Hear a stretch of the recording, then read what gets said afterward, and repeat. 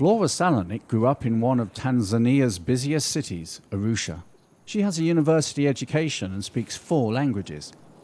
These days she depends on the earth for her livelihood. Flora's life changed because she fell in love with a man from the Dorobo people. About 10 years ago, I met this man. We fell in love and got married. We met in Tana, got talking, and started dating. After they were married, her husband Ashira brought Flora to the tiny village of Kijungu on Tanzania's South Maasai Steppe. A 4-day journey on foot from Arusha, it's one of the most remote places in Tanzania. Flora's family knew that she was leaving the comforts of the city for a world without electricity or almost any modern conveniences. A world where it takes a 40-minute walk just to get water.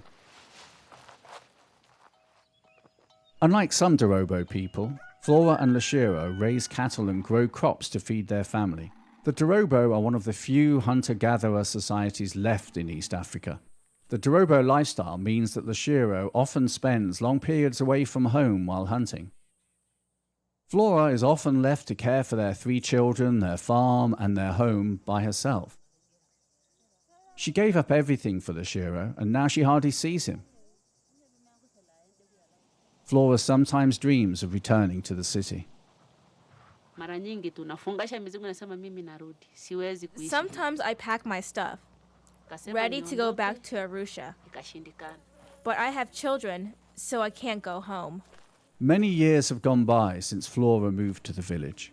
There's no telephone or postal delivery, so she hasn't been able to communicate with her family since she came.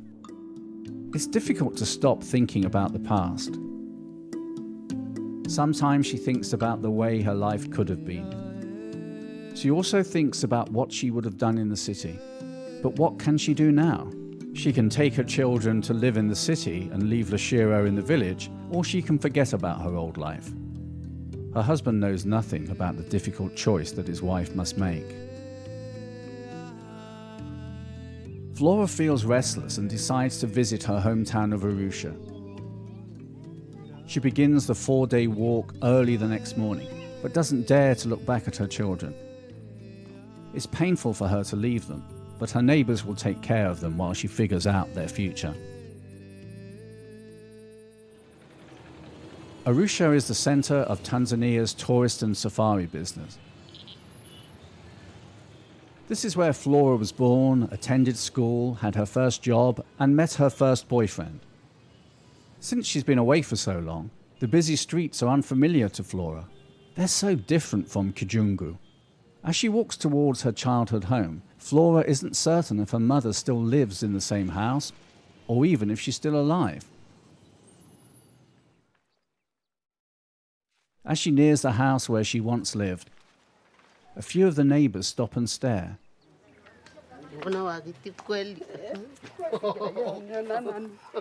It's an emotional reunion.